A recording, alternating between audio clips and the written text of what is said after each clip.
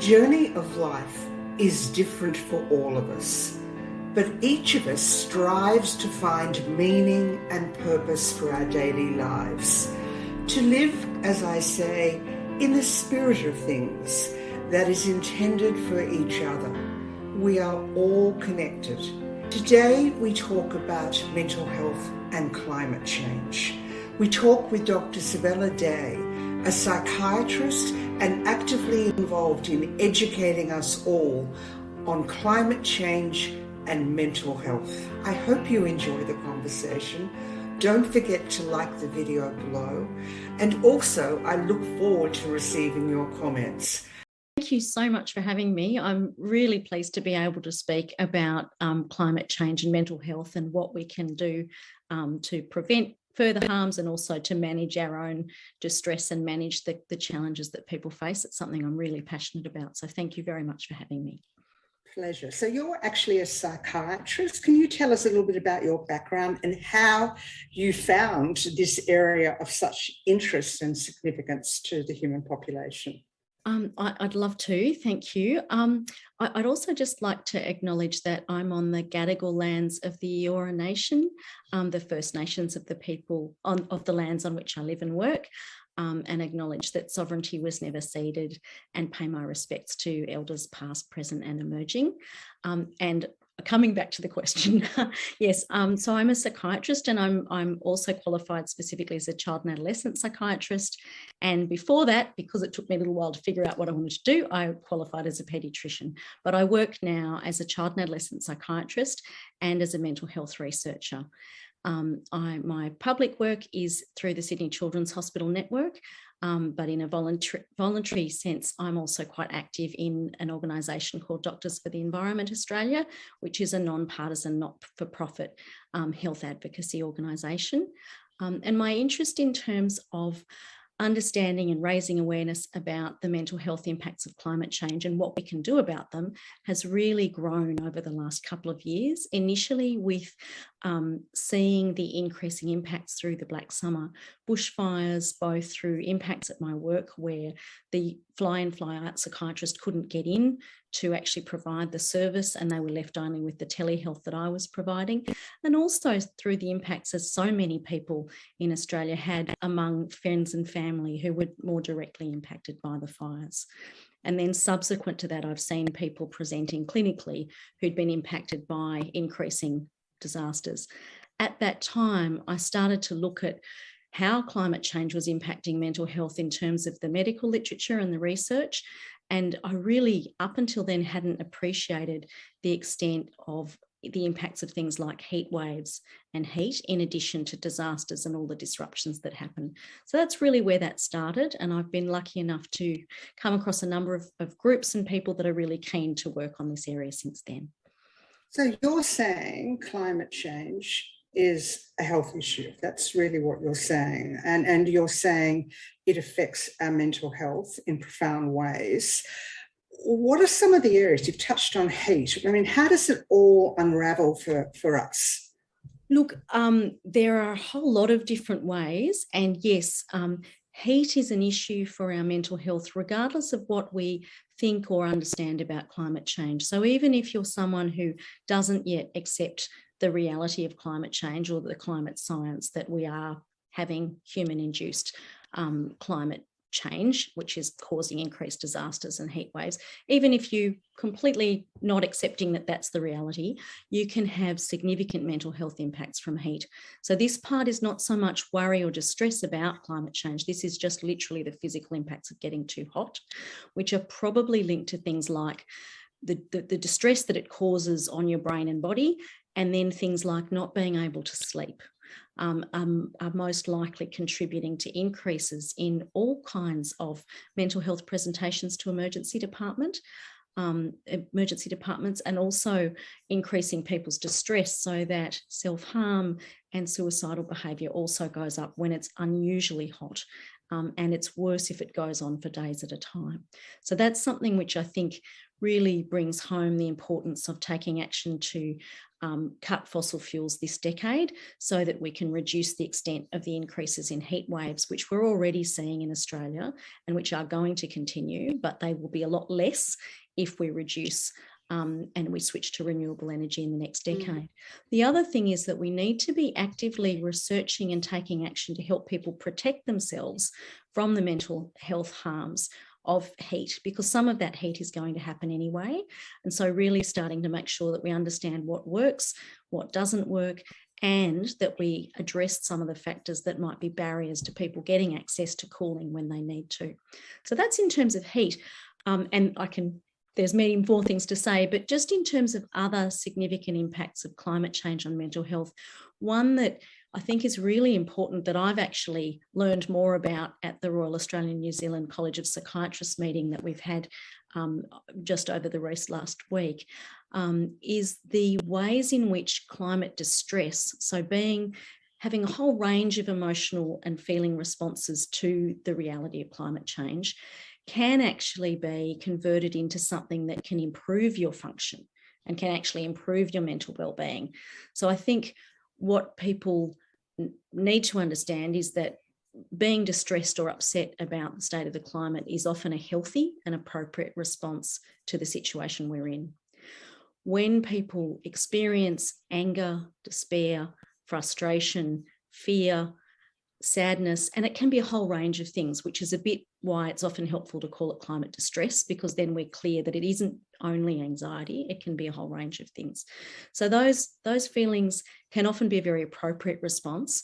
And when someone is having those feelings and is believed, has their feelings validated, gets to connect with other people who recognise that this is a significant and appropriate thing to be concerned about, and has opportunities to take action based on their values. So based on what's meaningful for them. So that might, for a younger child, it might be helping planting plants or helping with the recycling.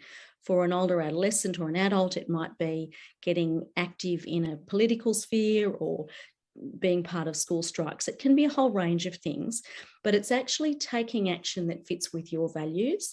And contrary to some of what we've heard in the media over the past 6 months or so, actually taking action based on your values about climate change improves your mental health. So when you look at the teenagers and the other young people going on school strikes, a lot of them actually experience an improvement in their well-being from connecting with others that are concerned and being able to do something about the problem. The flip side of that is that for people who are distressed about the climate, when their feelings are dismissed, when people distract from it, when they're invalidated or told that they shouldn't be worried about this actually very serious problem, that actually makes things worse. So when we look at the literature, there's a very large study that included Australia by Hickman et al., published in The Lancet, where they actually found that 57% of young people feel betrayed by government's lack of action on climate change. So that's really giving us an indication of that sort of broader level, but it also applies at a local level. So when you are met with sort of validation, being believed, support and connection, and an opportunity to take action, you're likely to do well. And in a sense, the opposite of that makes things harder and means you're more likely to end up in a situation where it becomes a significant clinical mental health problem like depression or anxiety, where you do need to get formal mental health help, such as through your general practitioner, specifically for the consequences of the climate distress. You probably heard me interject there because you were talking about betrayal, and in reading the Doctors for Environment in paper on climate change and mental health, they touch on moral injury, which is something that we do a lot of work in, and that is about betrayal very often of leadership, that you expect them to do things and take action, but it conflicts with your own value. And I just suppose that's playing out in quite a significant way, because even for the coming up election, which is tomorrow, everyone, and this will be shown after that, so we'll have a new result. But climate change has figured, according to the research I've seen from Doctors for Environment, even more prevalent than COVID-19 was during lockdown. That's quite incredible. Yes, look, the rates at which Australians in general are concerned about climate change are very high. They're well over 50% for young people and for health professionals, and close to that for the rest of the population. And that depends which survey, but essentially it's a very substantial proportion of the population. And actually most Australians now think that we do need to do something about climate change, and that there will be health benefits from doing so. And they're right. That's what the medical evidence tells us as well. Yeah. And I think in terms of the moral injury part, I think something that has become clearer is that when you are someone who has been experienced trauma from a traumatic event like bushfires or floods or severe storms that are increased by climate change, when that happens randomly and, you know, in decades gone by where there was no awareness or no evidence that there was actually a link to government's lack of action to either plan for or try and mitigate against these events, it was somewhat different. Whereas now there is a science reality-based understanding that, for example, with the bushfires, that there were many members of the Rural Fire Service that had been warning governments 6 months before we had those terrible fires about the risks and about the need to prepare. And there wasn't as much preparation and planning in many ways as was found clearly by the Royal Commission into the response to natural disasters as there could have been. And with the floods, again, we knew from the science and from the Bureau of Meteorology's predictions that there was a significantly increased risk of flooding, and that increase in risk had happened in the context of climate change, interacting with the long-term other weather patterns that we know about. So one of the things that can improve people's outcomes is seeing that members of their family, local community, and governments at all levels are doing what they can to plan for and protect people against the harms of climate change, including severe storms, fires, floods. The converse of that is that when people see that governments are not taking all the action that they can, or that they're choosing to only give relief and help to some particular people that are impacted based on things other than their need for help because of the level of the disaster, that actually adds to the risk for mental health problems. So when you experience a disaster and it feels random, and it is random, it hasn't been through anybody doing anything, it's just happened, that has a certain level of trauma. But if you experience the same sort of event, but you know that people could have done things to prepare for it or to prevent it and they didn't, that really makes it a lot harder to recover from. So that's one of the ways in which governments and communities can help people manage better and recover better after the disasters that unfortunately, some of which we are going to have anyway because of the emissions that have already happened over previous decades. If we can see communities coming together and being supported by all levels of government to plan as well as possible to prepare and to cut fossil fuel emissions this decade to reduce the extent of climate change, people will do better. So once again, our healthcare profession is front and centre of another crisis. You were there for COVID and often disagreeing very loudly with government, and thank goodness that we have such a strong ethical profession in Australia. Do you feel local healthcare practitioners need more education? Because if you're going to get local communities to band together, you have to have local practitioners that are centre of that discussion. Yes, absolutely. I would also say that I think in each one of the disasters that's happened, there have been already examples of communities pulling together and helping each other in amazing ways under incredibly difficult circumstances. So I really don't want to lose sight of that. Yeah. And I would also comment that I think another big picture aspect of this is that First Nations people, Aboriginal and Torres Strait Islander people in the land that we now call Australia, have cared for this land for millennia through previous non-human caused climate change, and also have a lot to offer. In terms of what is important for professionals to know, I think because a lot of this research has come out recently, and also because it hasn't been an area that's been well funded and supported in terms of research and health promotion in Australia yet. There is a gap between what the research tells us about what helps when someone presents with climate distress, and also about things like the impact of heat on mental health, or the impact of being believed and validated on your climate distress. So that kind of information, we have the literature and the research, but actually making sure that people on the ground have access to that in a reasonable, not too burdensome way is really important. The other thing that health professionals and other counsellors on the ground need access to is ways of supporting themselves, because climate change is something we are all experiencing. It's not only happening to the client or the patient that's coming to see you, it's also happening to you, your family, your friends, your community.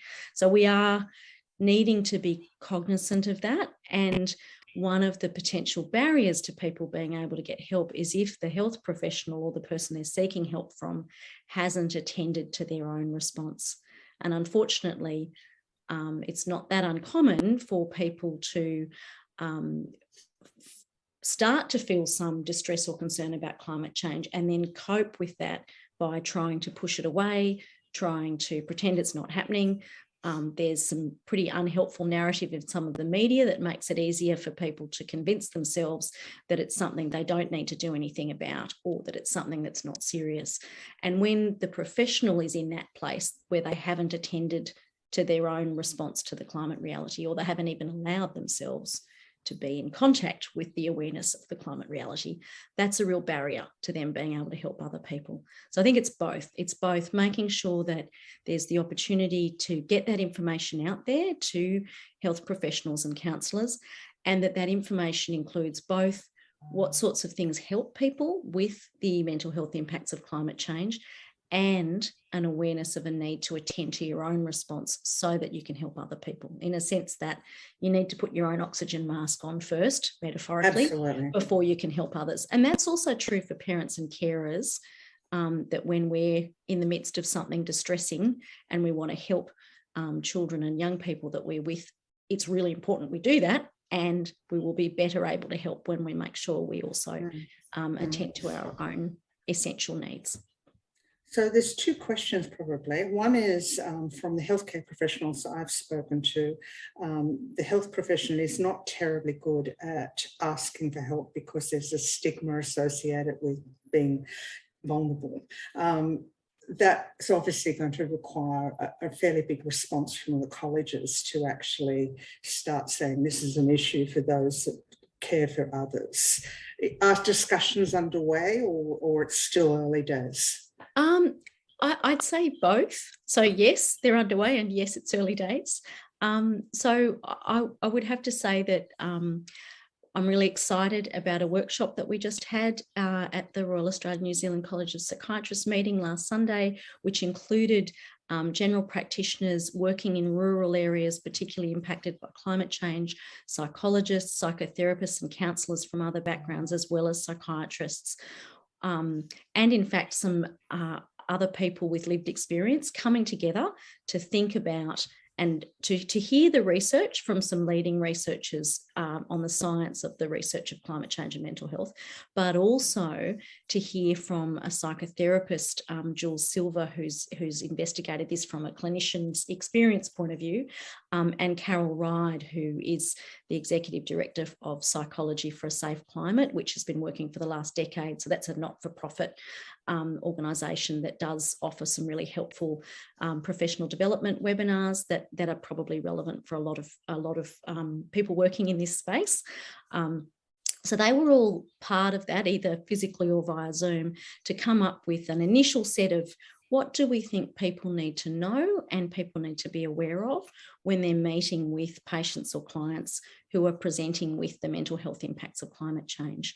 And we have plans to continue that process and to actually then take that forward with multiple different stakeholders, so including in general practice, in medical schools, with groups like Psychology for a Safe Climate, and hopefully also with other stakeholders like the Australian Psychological Society.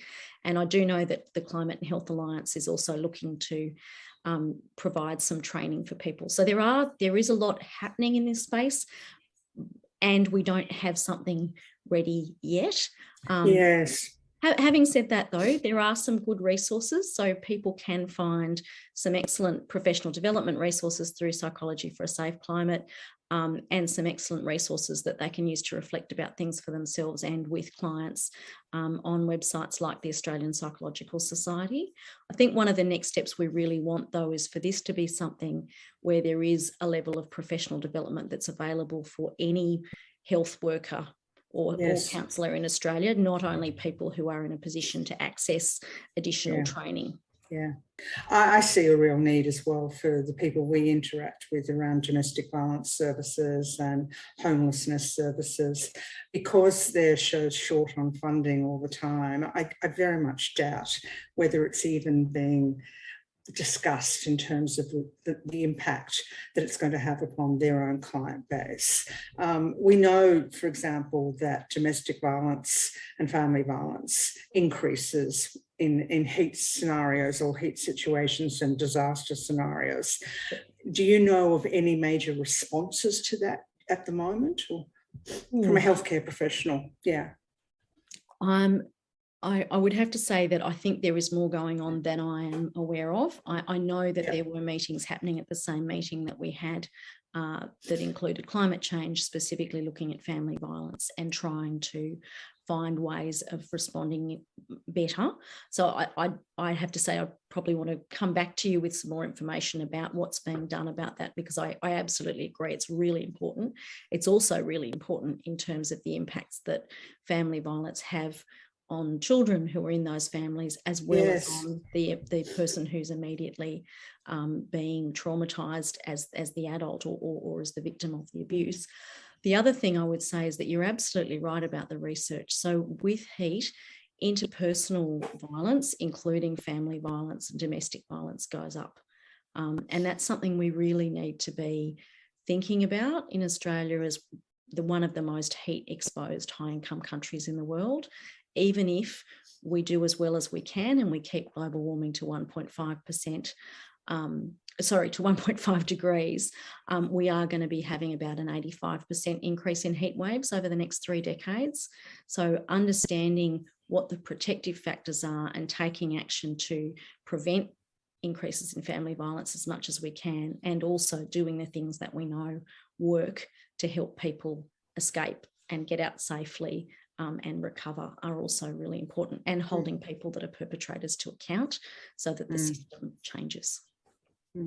So I guess the important message I got from reading some of the publications that I was privy to is we've got to be careful not to pathologise people's distress around climate change, because it can be a very normal reaction, and it can also coexist with other mental health challenges or turn into other mental health challenges. And that's a really important point, I feel, because we still have this tendency when somebody's extremely distressed about a system failure, for example, to pathologise that individual when actually their reaction is very normal. Yes, look, absolutely. And I think this is in a sense where that disconnect, when some of the people that you talk to or meet and some of the media is not communicating clearly about the gravity of the situation or the clarity of the science about the seriousness of climate change. And people are starting to see things like the Intergovernmental Panel on Climate Change and the International Energy Agency telling us clearly that we can't have any new fossil fuel projects if we want to keep a livable future and protect physical and mental health. And yet at the same time, we watch our two major parties saying that they're going to have at least 100 new fossil fuel projects if they're elected. And that dissonance really means that people can feel very distressed and hopeless and despairing. And at the same time, if people start hopefully to see more leadership at a federal government level. But even without that, if they see other people taking action and they connect with other people who are concerned, they have a chance to make space for those feelings. So not to try and push them away, pretend they're not there, but actually to get support to manage them. And to do things like connecting with nature. So actually going and spending time with nature is really beneficial, as well as taking action that fits with your own values. So all of those sort of layers can go into turning understandable and reasonable distress into something which may still be painful, but is manageable and is also associated with some satisfaction and some enjoyment.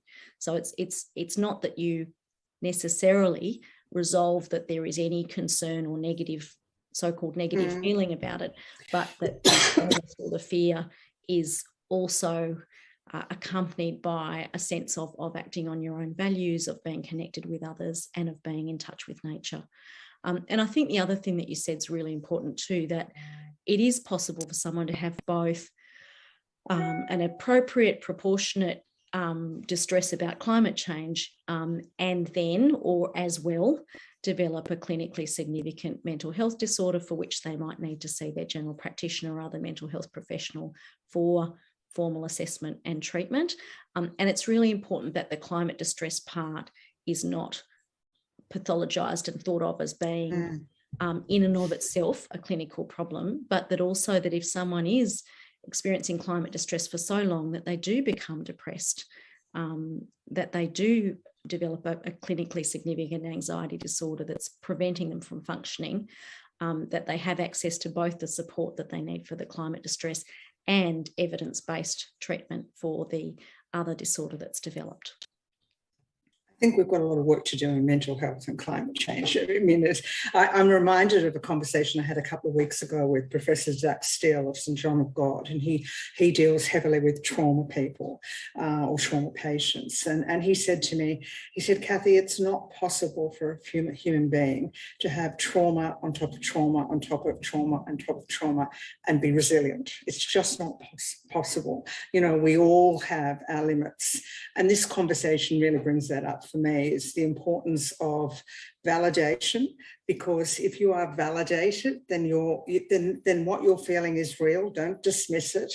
And the other thing you talk about is voice, taking action, connecting, becoming part of a movement that fits with your values and doing something about that. And that's been proven as we know in lived experience in a whole other range of mental health issues, particularly domestic and family violence, and now emerging in workplace bullying.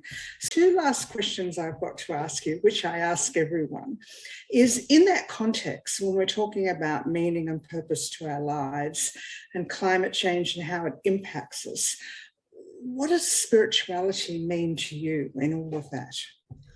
Oh, look, I'd have to say that actually it seems very connected to me, in that I came to this initially with an awareness of it as a professional as well as a person in my own family and community.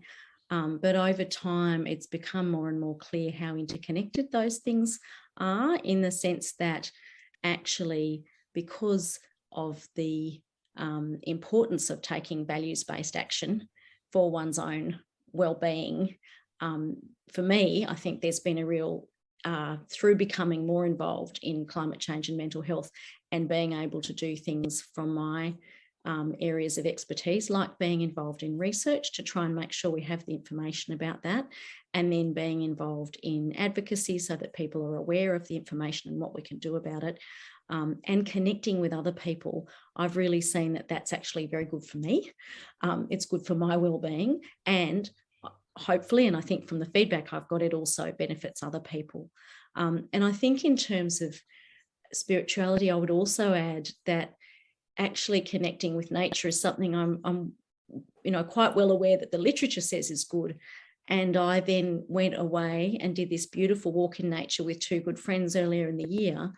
And I was just struck by how I was really proving to myself that actually spending time in nature was enormously beneficial, that, it really does improve your well-being and your own sense of yourself. So I think for me, those things are connected. And I also feel very grateful that I'm in a position to take action and be involved. Many people have to attend to the day-to-day urgencies of, ensuring that they and their family have a roof over their head, ensuring that there's enough food to eat. And so not everybody's in a position to be spending time on research and advocacy. And I am really grateful that I'm able to do that. And I'm also aware that it's not realistic that everybody can do that. And I think it's important for people to be able to, I guess, take that weight off their shoulders and not hold themselves accountable for the problems of the world. We all do what we can when we can. So I guess that's another aspect of spirituality for me. And I think that's also important in terms of people's sense around climate change, that it is very big, it is very serious. And remembering that you are only a small piece in the puzzle is probably also a healthy part of not taking too much responsibility. Yeah. And your self-care on a day-to-day basis, do you take time out when you would be impacted by personal stories and you have to say, okay, I just need to move away and spend a bit of time looking after myself? How do you manage that? Yes, I would say that, yes, everybody needs breaks from what they're doing, and even if you are doing something that's based on your values and that you love, then you still need breaks. And yes, there are times when it's intense and challenging. Sometimes actually that's more when you come across people or systems that are not willing to change, rather than when you're bearing witness to something that has been difficult for people. I mean, that I guess I would raise is perhaps the more difficult piece actually is when you can see that a system is not working properly and that's why people are suffering. But in terms of looking after myself and making sure that this is sustainable, things like going and spending that time, obviously I can't do that every day, but even just having a short walk outside in nature is helpful.